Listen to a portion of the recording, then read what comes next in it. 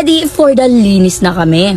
Si ate mo, naka-feel ng bleep sound sa tenga tapos nahihilo na ako na nanlalambot. Oh, another day, another episode of exposing your ka-airvogan comments. Or pala tayo mag-start sa mga comments nyo, ate, alam nyo naman na sobrang init na sa panahon ngayon at kailangan nyo na ng sunscreen. And yung currently na ginagamit ko is itong Sunbear na Daily Light sunscreen nila na meron ng SPF 50. Diba? Protektado ka. At bakla, pwede din tong maging isa sa mga base mo sa makeup mo kasi gel lang siya. Pakita ko sa'yo Ayan siya. Diba? Wala pang white kasi yun baklo at hindi ka matatakot na gamitin siya under your makeup. Under talaga naman, 'di ba? So, and bakla, mabilis lang din siyang na-absorb ng skin mo, 'di ba? Nakita niyo pang kinakain ko yung buhok ko. Gutom yarn, charis. Alam niyo ba na meron din tong 3 times ceramide and niacinamide, kaya good for oily skin to. Talaga naman. Dami nating chika, so mag-start na tayo. At ito ay pinamagatang shutdown. Talaga, hindi shut up Ito na nga, LDR kami ng jowa bells ko. And talaga namang pagbabayuhin niya ako. Gigil na gigil. This month, 2 weeks bago kami magkita. Sakto, nagkaroon ako. So, it means no bona. Ay, kawawa naman, malungkot yung nipay niya. Hindi nasa balor na namin siya. Nanonood kami ng Netflix. Dahil hindi pwede nga down there, taas na lang.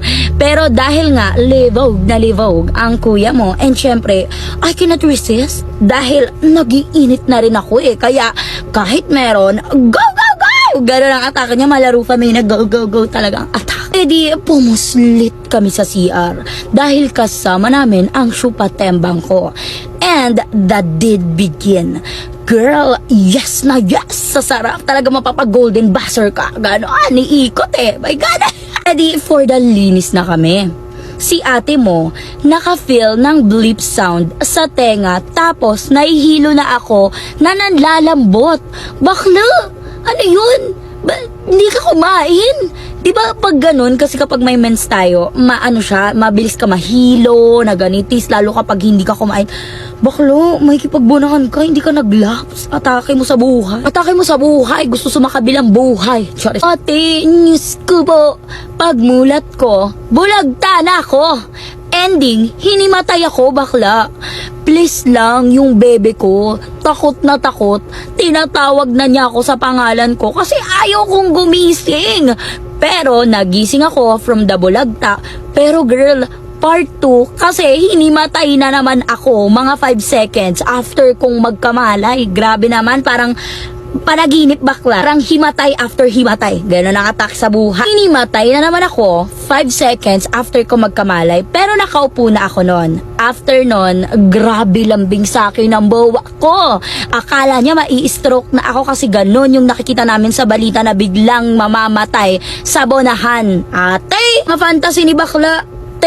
Tegi agad, hindi ba pwedeng ma-hospital muna, mare-revive and everything, ganon lang. Medyo funny nga yung chikaret mo. Sa mga gustong mag-share ng comments dyan, paulit-ulit tayo, sabing sa group nga, hindi kakaintindi! Chares. Ayun lang, bye! And kiniskis niya ang nota niya sa nipay larot ko. So, another day, another episode of exposing your ka-airvogan comments. Ang say niya dito, story time, may na-meet akong guy sa one of our event venue. Stop siya doon. Ha? Stop? Look and listen and learn talaga ba? Stop siya doon. Nung una, hindi naman talaga siya ang betchay ko. Yung ka-work niya. Pero ewan nga ba, ano ang pumasok sa isip ko, bakit ko hiningi yung IG ni Guy. Pinatagal ko muna bago siya finalo. Mga 3 days ganun, pero secretly stalk him na. Talaga naman! Yun na nga, talking stage na kami ni Guy. Iba kasi personality ni kuya nyo. Kapag betchay ko ang isang guy, nagpapadeliver ako sa kanya ng food. Talaga naman! Don't judge me, mga mima. So yun na nga, tumagal ng 2 weeks ang talking stage hanggang sa may call sign na. Talaga naman! And we decided to meet na. And sinama namin sa plan namin na manood sa Lock TV ng mga short dramas at ng The 21st Century Grand Prince Wife. Ay, hindi pala kasama. Ready na, Mima Nyoy. Kaso na move, parang move it bakla. Charis. Naaasar na ako a little bit. From Santa Mesa, ako pa ang dadayo ng Tagig. Oo, ganyan iniisip ko rin. Pero go pa rin. Then biyahe na si bakla. Ending, ako pa rin ang nag-antay sa kanya sa meeting place. Diyos ko naman. On my mind, sige na nga, valid naman reason niya kasi mama niya 5 PM pa out sa work. May pinapagawa pa sa kanya. Nagkita kami. Kain daw kami sa fast food. Sabi ko, busog ako. Galing naman talaga ako sa dinner. Then tambay muna kami sa labas ng mall. Nabuboring na ako kaya sabi ko, uwi na lang ako. Nagyaya si Guy na magmotelaro.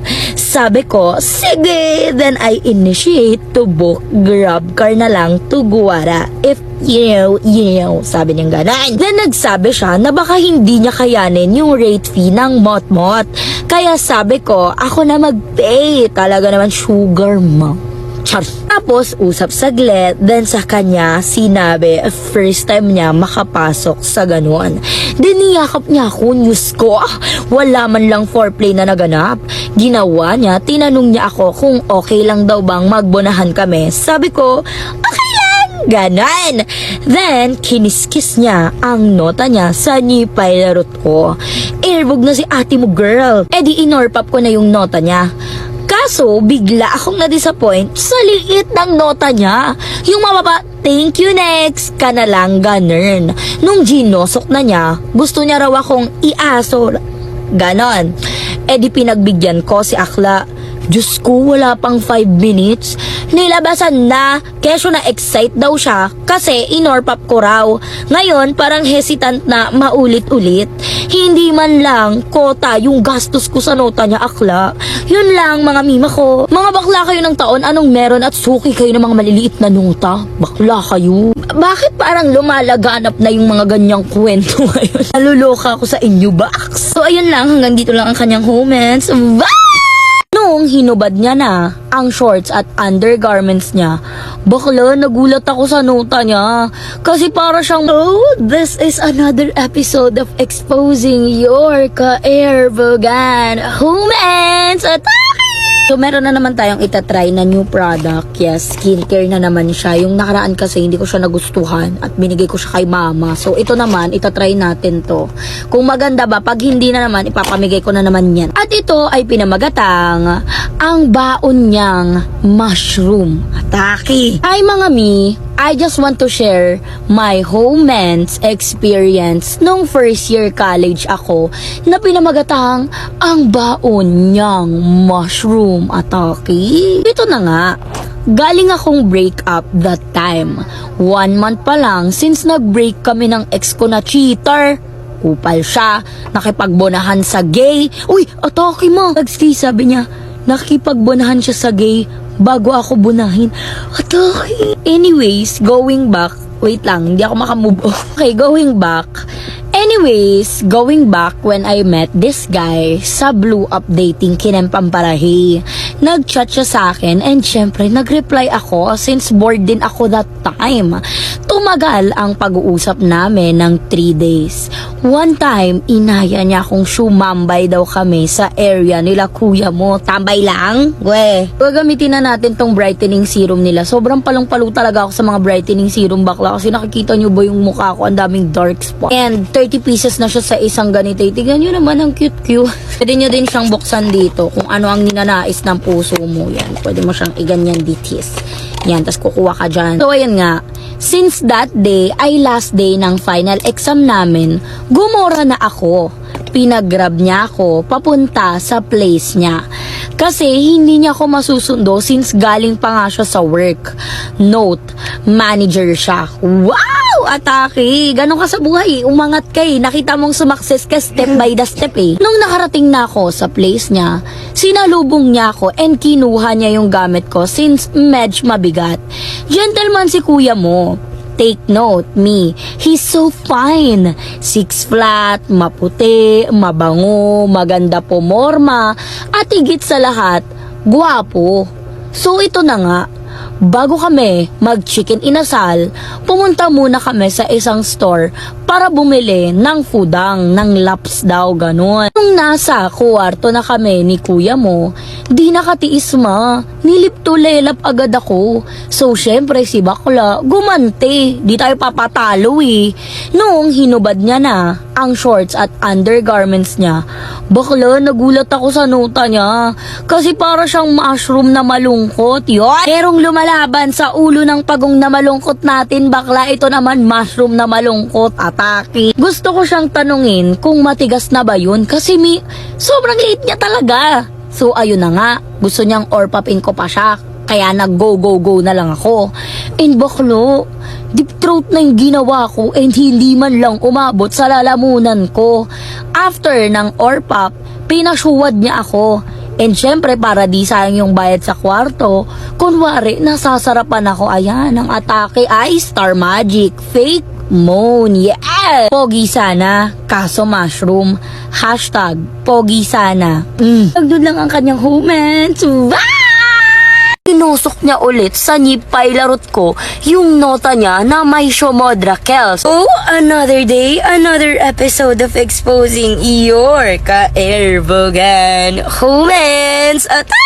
So, diba, nung mga nakaraang live ko, sinabi ko sa inyo na meron akong bagong deodorant na sinubukan. Kasi nga, bading, talaga naman, yung mga deodorant na sinubukan ko, mas nagpaitim ng underarm ko. Yeah! So, yung bago kong ginagamit ngayon is itong deodorant serum ni Grace and Glow. As in, no joke, bakla. Talaga namang nakatulong siya. Pasensya na kayo kung medyo pawis ako at nagmamantika. Pero ito siya. Yung kilikili ko, buhok lang yan. Tingnan nyo naman, ti. Diba, ti? Malapit na tayo sa goal. 2 weeks ko pa lang siyang ginagamit. Ito naman yung kabila.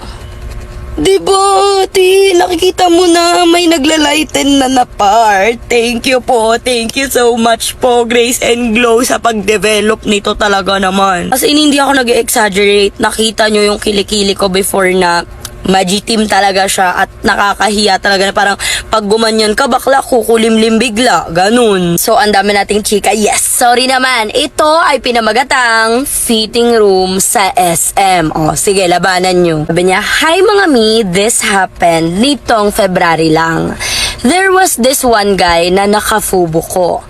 I first met him dito sa TikTok since naka-public yung account ko and nagpo-post ako ng thirst trap doon. Yes! Ewan ko, natipuhan siguro ako. Ganun siya eh. Talaga naman. So yun nga, nag-decide kami na magka-fubo since we're both very much hypersexual. Taray, may hypersexual na may very much pa. Redundant! Shootang inami. Wala kaming mahanapan na place. Kaya no choice kami kundi sa fitting room ng SM Bacoor. Shout out po sa mga staff ng SM Bacoor dyan. Talaga naman. Oh. Ate, nung nasa fitting room na kami, Mams, nilak niya yung pinto, sabay tinuka-tuka ako sa liig. Nilagyan niya pa ako ng chikininers. After nun, pinaluhod niya ako at pina-orpap sa akin ang malahiganti niyang nota. As in malaki parang mga 8 inches. Tapos ang syuba. Habang ino-orpap ko yung nota niya, talagang tinutulak-tulak niya pa yung ulo ko para maisagad hanggang kaduluduluhan ng esophagus ko yung nota niya. Esophagus. Tapos noon, sinampal-sampal niya pa ako kasi gusto namin is rough. Gusto namin is rough. Kahit ngalay na ako kakaluhod, gara pa rin, Moms. Sunod naman nun, ginosok niya na sa aking nipay larot ang kanyang higanting nota. Ako magsasabi, sagad hanggang puson. Sarap na sarap kaming parehas, kaso ang hirap jumungol kasi baka may makarinig sa amin na mga staff. Hinila-hila niya pa yung buhok ko at literal na ginard fuck ang atake.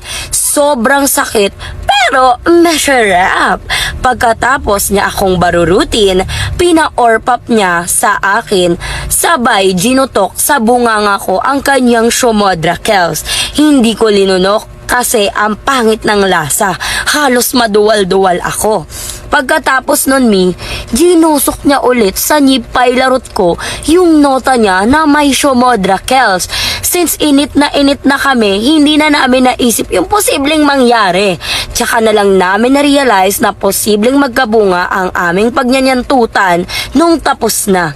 Todo hanap kami ng pilar, wala kaming mahanapan. Buti na lang at ilang santo yung pinagdasalan ko, walang nagbunga at niregla ko the next week. Sa mga curious, ano ang kanyang contraceptives? Dasal at pananampalataya. Talaga naman. Sabi yung mga santong pinagdasalan niya, ganun sila.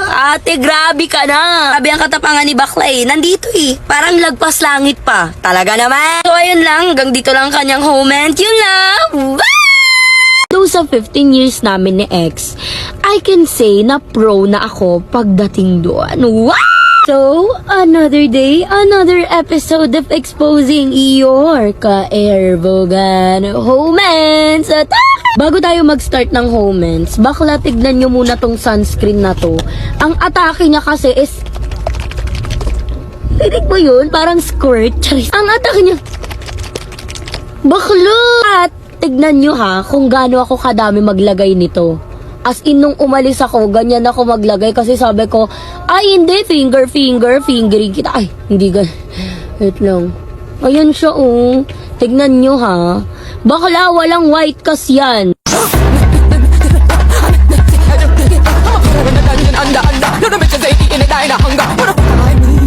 Diba? Atake. Glowy. Kung kita nyo, walang white cast at glowy siya. Bakla ka na taon! Oo, yan ako sa pagkaka-glowy niya. So, itatap-tap ko siya ng tissue kasi na-absorb naman na siya ng aking face. Pero bakla, hindi pa din natatanggal ang kanyang glow effect. Gana. Huwag nang patagalin yan at umpisahan na yan. Talaga naman. Ito ay pinamagatang ducks sa Tinder. Wow! Hello mga first time kong mag-post here. So ito na nga, single mom ako from 15 years toxic relationship. Diba? Ang tibay. Si ex, siya lang yung naka-airvogan ko ever. So si Akla, hindi alam kung paano mag-i-start ng sex life niya. Diyos ko, late bloomer ang atake. Wow! So ayun, since malungkyot ang ate nyo, nag-DL ako ng Tinderet na parang Tinderelo siya. Madami akong nakachat, mga guwapings, may mga afam din, ganun. So lahat ata in-hit, gusto meet up agad. Kaso si ate mo, pa-virgin. Ewan ko, parang may takot. Di ko alam ang gagawin ko. Though sa 15 years namin ni ex, I can say na pro na ako pagdating doon. Wow! Kung may professional na banatera, may professional na bonatera. Talaga naman! So yun nga, parang driver's license lang, merong professional. Ganun! Ayun na nga, so may nakachat ako. Si kuya, natawagin na lang nating D for ducks. Yes! Maginoo siya na feel ko yung pagka-brainy niya. So, start na and sharing life stories, ganyan. Then, na-open ko nga na single mom ako and yung ex ko lang, yung nakabonahan ko in my whole 50-ish years of existence. Then, sabi niya, di pa daw late for me to explore. Baka daw pag tumanda ako, pagsisihan ko na di ko nagawa yung ganito, yung ganyan. Diyos ko, shocked ako, part na pala ng exploration ang bonahan. Fast forward, lumipat na kami sa green up ng convo. Puro short talks lang, kamustahan, ganyan. And of all, siya lang yung di nagsisend ng nota niya. Yung iba send agad, parang di naman hinihingi. It was 3 months in the making bago niya ako napapayag makipag-meet. Merong part 2! Meron siyang part 2 and part 3. So, abangan nyo na lang sa YT or dun sa subscribers only sa Blue App. Yeah!